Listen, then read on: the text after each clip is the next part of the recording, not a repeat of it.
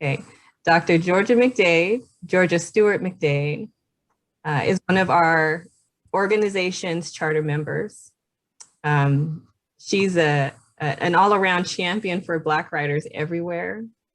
Some of her published work includes her 4 volumes of poetry called Outside the Cave, as well as Observations and Revelations, which are stories, sketches, and essays.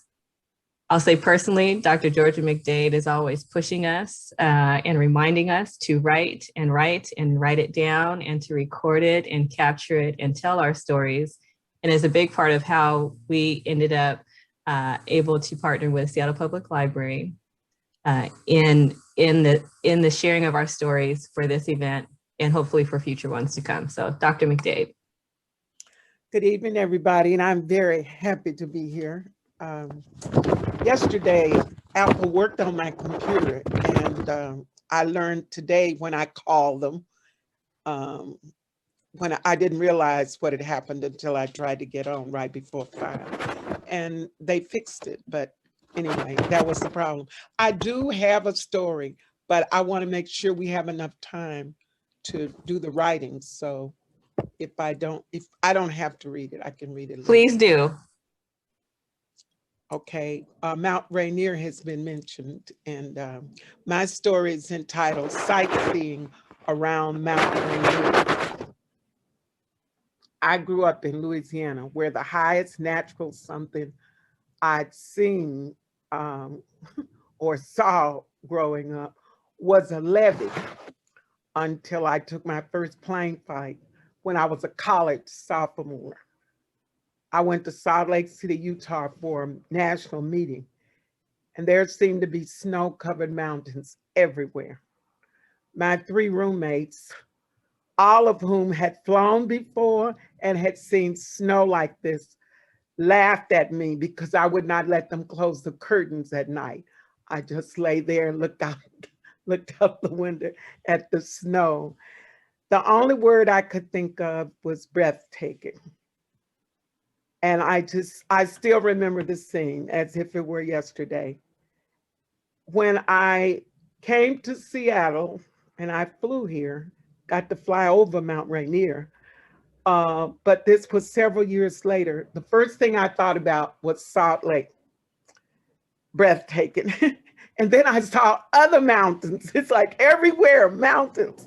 I said to myself, never again can I live somewhere there are no mountains. I learned that the mountain was not out every day, but I loved the days that it was. And in July of 1970, I made my first trip to Mount Rainier. I can close my eyes now and remember the feel. There were 4 of us, and we were throwing snowballs in July.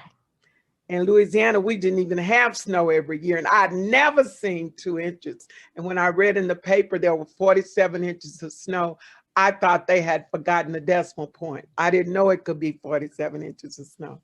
Nature in Seattle had won me over with little trouble. And even today, despite the heavy traffic, I travel down Rainier Avenue whenever I can see the mountain. I don't care how slow I have to go. I'm just looking at the mountain. So I made up my mind I would go to Mount Rainier annually. And anybody who visits me or a friend of mine for at least 4 days gets a visit to Seattle. I just take them to Seattle. I've stayed at Paradise several times. So when I went to a TCC Foundation auction, I saw they had a flight for 4 around Mount Rainier. I didn't know such things, that you could fly around Mount Rainier. So after a few minutes, I decided, okay, I'll bid $100. I mean, that's a lot of money for me, okay? But I knew I wouldn't win, but I just felt good. I knew I was gonna make a donation. So I put down my bid, and then ever so often I would check. And eventually I forgot about it between talking to people and looking at all of the different things. You know, it was just nice to be there. The auction ended, and lo and behold, they called my name. I had won this flight around Mount Rainier for 4 people. It should have cost $250, and I was getting it for $100. I considered myself so lucky. Then I had to find 3 persons to accompany me. And I was thinking about Bezos and how so many people wanted to go up there with him. And then I run into other people, no, the Lord means for me to stay down here. And I just wonder how many among you would like to go, because I would like to go. I know it's environmentally, it's not good, you know, financially, but I would love to go.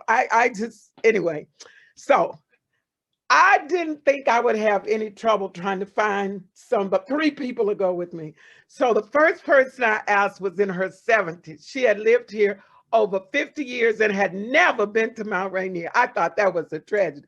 She said, oh, honey, no. Thank you. I don't want to go in no helicopter. I was just so shocked.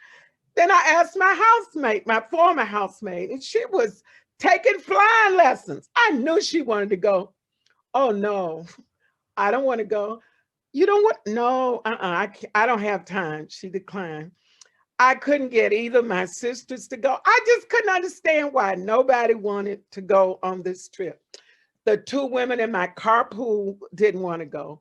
And I don't know, I guess the auction was in October. And I was still trying to find some people several months later. I couldn't believe I was having such luck in not getting takers.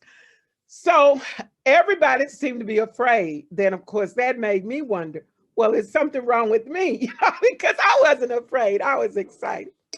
In the meantime, the pilot of the plane would call me every day, Monday through Friday. He would call and say, today is not a good day, or we can't go today, or it's too windy today.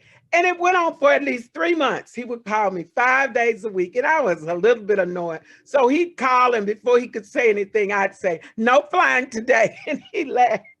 After about 5 months, I didn't have a lot of enthusiasm.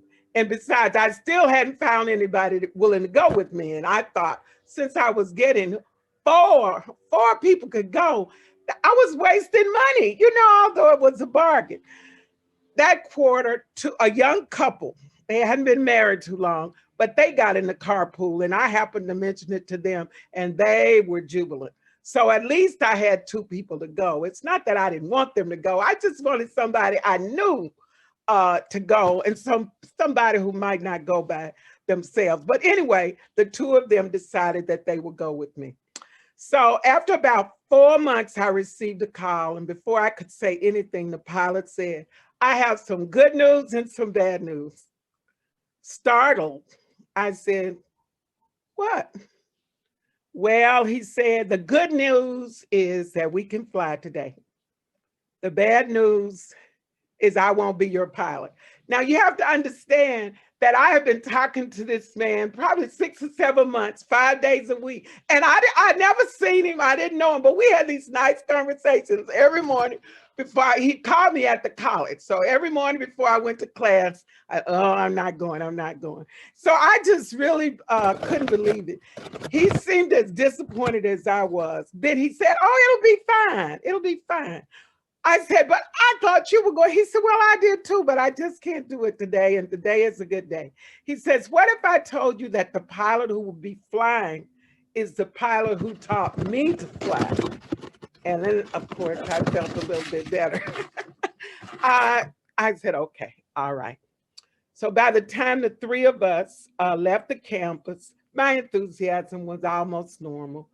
We got to the airport about 45 minutes. The airport is in Eatonville. And the pilot was at the plane by the time we parked, got out of the car and got over to the plane. We introduced ourselves. And he said, what kind of time do you have? I told him that the trip was for an hour around Mount Rainier. He asked if we had to return in an hour. And we looked at each other kind of funny and said, well, no, we don't have to come back in an hour. So he said, okay, let's board the plane. So we got on. The pilot was retired and he didn't get to fly too often. And for years he had flown whenever the weather was good enough to fly. He decided that he would not only take us around Mount St. Mount Rainier, where he was supposed to take us. But he also took us around Mount St. Helens and Mount Hood. I don't remember how long we were in the air, but much longer than an hour. And the feeling was like none I'd ever had. We took photos to our heart's content. And since all three of us were by windows and all three of us had cameras, all you could really hear was, oh, ah. We just enjoyed ourselves. And the pilot was as excited as we were because he could tell how, excited we were. I paid $100 to do something I never imagined doing, accompanied by 3 persons who were excited as I was. After all these years, this is the most I've ever gotten for $100. It was excellently spent money. Thank you.